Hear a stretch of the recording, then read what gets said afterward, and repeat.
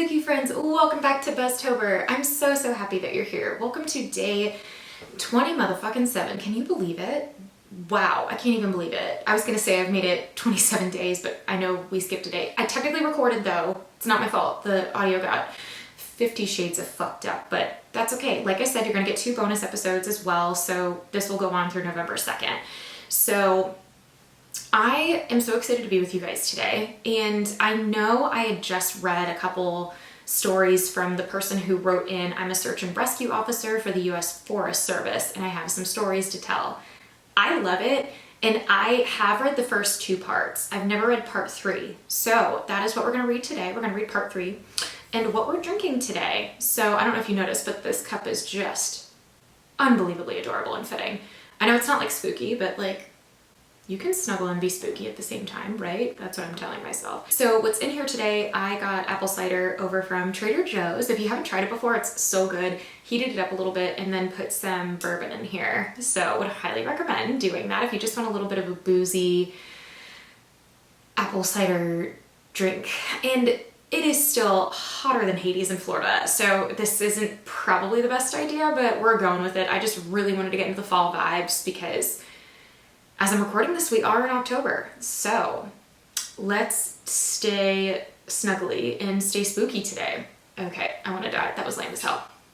Anyway, and the shirt that I'm wearing today, so this is from Mystic, Connecticut. If you haven't been before, I would highly recommend going. It's super cool. It's over in the, what do they call that area?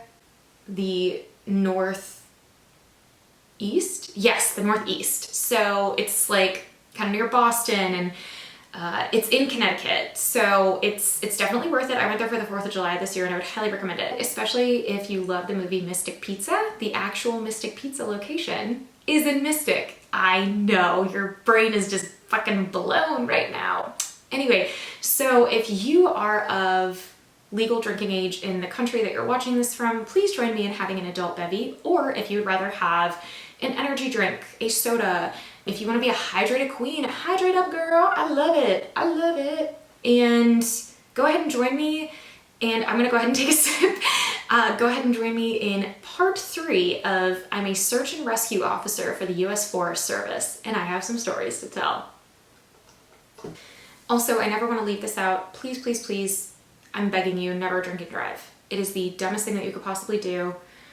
And if you need an Uber, please just call an Uber. I know that they're pricey, but there's literally no excuse. Literally no excuse. Don't drink and drive. Don't be fucking stupid, please. I'm begging you. So okay, let's go ahead and dive in. So okay, part 3 of this whole thing starts out, well, once again, you guys have me blown away with your staggering amount of responses to my stories. There is no way I can respond to each of you individually, so I'm going to address some common things again, and then move on to the stories. I'm going to read as many as I can think of, and in addition, I will share some of my friends' stories, and I will probably not update again until I get a chance to answer some questions that I myself have for my superiors. Alright, so the common questions I found you all had. I am not comfortable talking about exactly where I work, unfortunately. In all reality, some of the things I mentioned here could get me in a lot of trouble or fired, so it's best if I just don't discuss too much. I will say that I'm in the US, and in that area that is comprised of a great deal of wilderness. We're talking hundreds of miles of thick forest with a mountain range and a few lakes. There is still a great amount of interest in the stairs, and luckily for you guys, my friend has a story that I think you'll be very interested in. I'll go into that more at the end of this update. As for whether or not I have ever thought of asking my superiors about them, I have. But again, I don't want to risk my job. However, one of my former superiors no longer works as an SAR officer, and it's possible that he may be willing to talk to me about it. I'll be speaking to him later in the week, and I will let you know what comes of that. As far as advice on being an SAR officer goes, I think the best advice I can give is to contact your local Forest Service office and see if they offer any training courses or what qualifications there are. I've been doing this for years, and I started out as a volunteer helping on SAR operations. It's a great job, despite the occasional tragic situations, and I wouldn't want to do anything else. Let's move on to the stories. I haven't seen a lot of animal bites in my time as an SAR officer, mostly because there aren't that many animals that come around the area. While there are bears in the area, they tend to stay pretty far away from people, and sightings are highly unusual. Most of the animals you'll see are small ones, like coyotes, raccoons, or skunks. What we do see frequently, though, are moose. And let me tell you, moose are nasty fuckers. They'll chase after anything for any reason, and God help you if you get between a female and its baby. One of the more amusing calls was a guy who'd gotten chased down by an absolutely massive male moose and was stuck up a tree. Took us almost an hour to get him down, and when he was finally on solid ground again, he looks at me and says, "God damn, them fuckers is big up close." I guess that's not really a scary story, but we still laugh about that one. It is funny, I'm sorry. No, but like moose are very dangerous. I actually just like learned this recently, but yeah, you can't, it's not like a horse. I feel like I had this perceived notion in my head that like, you know how you can approach a horse as long as you're like gentle and kind and they typically won't freak out. I'm not like a horse person, so I'm sorry if I'm like totally wrong about that. Like if you're like gentle and like whatever, moose are not like that. Moose are crazy from what I've heard. No offense, moose. Okay, so this is his next story. I honestly don't know how I've forgotten this story, but it is by far the scariest thing that's happened to me. I guess maybe I've tried so long to forget about it that it just didn't come to mind right away. As someone who spends literally all of their time in the woods, you don't ever want to let yourself get scared of being alone or out in the middle of nowhere. That's why when you have experiences like this, you tend to just forget about them and move on. This is, to date, the only thing that's ever made me really seriously consider if this job is the right one for me. I don't really like talking about it much, but I'll do the best I can to remember it all. As I recall, this took place right at the end of spring. It was a typical lost child call. A 4-year-old girl had wandered away from her family's campsite and had been missing for about 2 hours. Her parents were completely despondent and told us what most parents do. My kid would never wander away. She's so good about staying close. She's never done anything like this before. We assure the parents that we'll do everything we can to find her, and we spread out in a standard search formation. I was partnered with one of my good buddies, and we were sort of casually holding conversation while we hiked. I know it sounds callous, but you do sort of become desensitized when you've done this long enough. It becomes the norm, and I think to a certain extent you have to learn how to desensitize yourself in order to work this job. We search for a good 2 hours, going well beyond where we think she'd be, and we come out of a small valley when something makes us both stop in unison. We freeze and look at each other, and there's almost a sensation like a plane depressurizing. My ears pop, and I have this odd sensation of having dropped about 10 feet. I start to ask my buddy if he felt that, but before I can, we hear the loudest sound I've ever heard in my life. It was almost like a freight train passing directly by us, but it's coming from every direction at once, including above and below us. He screams out something to me, but I can't hear him over the deafening roar. Understandably freaked out, we look all around us trying to find the source of the sound, but neither of us sees anything. Of course, my first thought is a landslide, but we're not near any cliffs, and even if we were, it would have hit us by now. The sound goes on, and we're trying to yell to each other, but even standing close together, we can't hear anything but this sound. Then as suddenly as it starts, it stops, like someone threw a switch and cut it off. We stand there for a second perfectly still, and slowly, the normal sounds of the woods come back. He asks me what the fuck just happened, but I kind of shrug, and we stand there looking at each other for a minute. I get on the radio and ask if anyone else just heard the end of the fucking world, but no one else hears it, even though we're all within shouting distance from each other. My buddy and I just sort of shrug it off and keep going. About an hour later, we all check up on the radios, and no one's found the little girl. Most of the time, we won't search when it's dark, but because we don't have any kind of lead on her, a few of us decide to keep going, including me and my buddy. We keep close together, and we're calling out for her every couple of minutes. At this point, I'm hoping beyond all hope we find her, because while I may not like kids, the idea of them being out all alone in the dark is awful. The woods can be intimidating to kids in the daylight. At night, well, it's a whole different beast. But we're not seeing any signs of her, or getting any responses. And around midnight, we decide to turn around and head back to the rendezvous point. We're about halfway back when my buddy stops and shines his light to the right of us, into a really thick deadfall, or group of dead trees. I ask him if he's heard a response, but he just tells me to be quiet and listen. I do, and in the distance I can hear what sounds like a kid crying. We both call the girl's name and listen for any kind of response, but it's just this really faint crying. We head in the direction of this deadfall and go around it, calling her by name over and over. As we get closer to the crying, I start getting this weird feeling in my gut, and I tell my buddy something isn't right. He tells me he feels the same way, but we can't figure out what it is.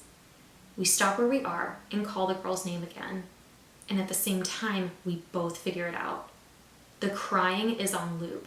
It's the same little hitching sob, then wail, then quiet hiccup, repeated over and over. It's exactly the same every time, and without saying another word, we both take off running. It's the only time I've ever lost my composure like that, but something about it was so incredibly wrong, and neither of us wanted to stay out there anymore. When we got back to the rendezvous, we asked if anyone else had heard anything strange, but no one else knew what we were talking about. I know it sounds sort of anticlimactic, but that call fucked me up for a long time. As for the little girl, we never found a trace of her. We keep an eye out for her and the other people who we've never found, but frankly, I doubt we'll ever find anything.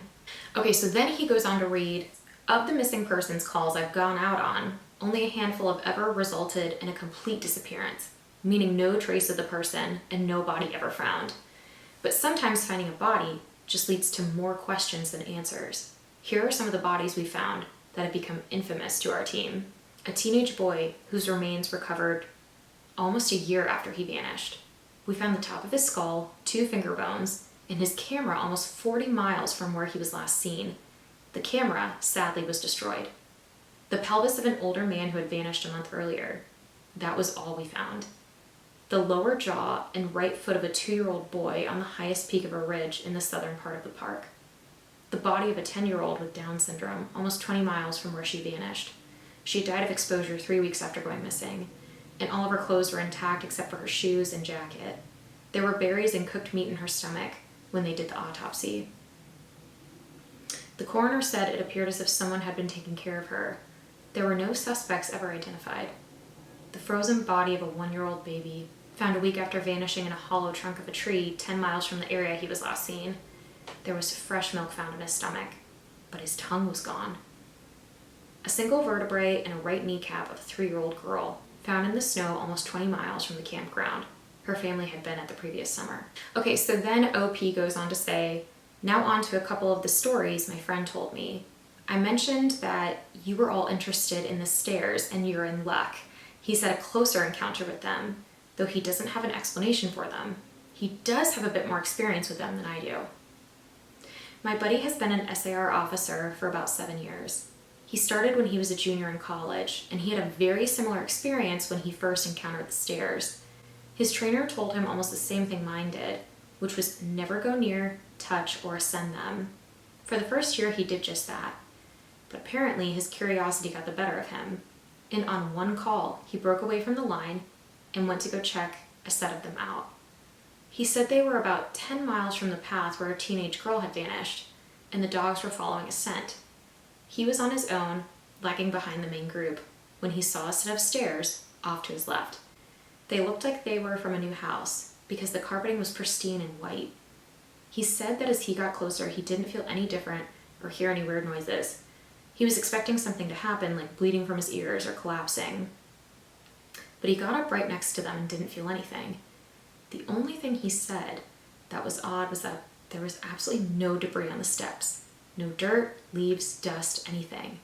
And there didn't appear to be any signs of animal or insect activity in the immediate area, which he found strange. It was less like things were avoiding them and more like they just happened to be in a relatively barren part of the forest. He touched the stairs and didn't feel anything, except that sort of sticky feeling you get from a new carpet. Making sure his radio was on, he climbed the stairs. He said it was terrifying because, the way they'd been stigmatized, he wasn't really sure what was going to happen to him. He joked that half of him expected to be teleported to some other dimension, and the other half was watching for a UFO to come swooping down. But he got to the top with little event, and he stood there looking around. But he said the longer he stood on the step, the more he felt like he was doing something very, very wrong. He described it as a feeling you'd get if you were in a part of the government building you have no business being in, as if someone was going to come and arrest you or shoot you in the back of the head at any second. He tried to brush it off, but the feeling got stronger and stronger, and that's when he realized he couldn't hear anything anymore. The sounds of the forest were gone, and he couldn't hear his own breathing. It was like some kind of weird, awful tinnitus, but more oppressive. He climbed back down and rejoined the search and didn't mention what he'd done. but he said the weirdest part came after. His trainer was waiting back at the welcome center after the search ended for the day, and he cornered my buddy before he could leave. He said his trainer had this look of intense anger, and he asked what was wrong. "You went up them, didn't you?" My buddy said it wasn't phrased as a question. He asked how his trainer knew. The trainer just shook his head. "Because we didn't find her. The dogs lost her scent." My buddy asked what that had to do with anything. The trainer asked how long he'd been on the stairs, and my buddy said no more than a minute. The trainer gave him this really awful, almost dead-eyed look, and told him that if he ever went up another set of stairs again, he'd be fired immediately. The trainer walked away, and I guess he's never answered any of the questions my buddy asked him about it since. Okay, and then OP says the last story I'll share from him was the one that took place relatively recently, only a few months ago. They were out doing a recon for mountain lions because there have been several reports of sightings in the last couple of days. One of our jobs is to scout out the areas where these animals are seen to ensure that if they are in the area, we can warn people and close off those trails. He was out on his own in a very heavily forested part of the park toward dusk when he heard what sounded like a woman screaming in the distance. Now, as most of you know, when a mountain lion screams, it sounds almost exactly like a woman being brutally murdered. It's unsettling, but far from abnormal. My buddy radioed back and let Ops know that he'd heard one, and that he was going to keep going to see if he could figure out where the territory started. He heard the mountain lion scream a couple more times, always from the same spot, and determined the approximate area of the mountain lion's territory. He was about to head back when he heard another scream, this time within a few yards of him. Of course, he freaks out and starts heading back at a much faster pace, because the last thing he wants is to run into a goddamn mountain lion and get mauled to death. As he got back on the path and started heading back, the screaming followed him, and he broke into a jog. When he was about a mile from Ops, the screaming stopped, and he turned around to see if anything was following him. It was almost night by this point, but he said in the distance, just before the path rounded a corner, he could see what looked like a male figure. He called out to them, warning them that the paths were closed and that he needed to come back to the welcome center. The figure just stood there, and my buddy started to walk over. When he was about 10 yards away, the figure took, as he described, an impossibly long step toward him and let out the same scream my buddy had been hearing. My buddy didn't even say anything. He just turned and sprinted back to Ops, never looking behind him. By the time he got back, the screaming had moved back into the woods. He didn't mention it to anyone else, just said that there was a mountain lion in the area and that they would need to close those paths until the animal could be located and moved. Okay, well, that was part 3 of his story. I'm gonna go ahead and wrap it up there. Anyway, thank you guys so much for tuning in today to Buzztober. You've still got some episodes left, so please keep tuning in. If you are loving this, please go ahead and like and subscribe, as well as click that notification bell. That way you can get notified anytime that I upload a new video. And if you have something nice to say, go ahead and leave it in the comments below. Thank you so much. I look forward to seeing you tomorrow. Cheers, stay spooky, and stay buzzed. Bye!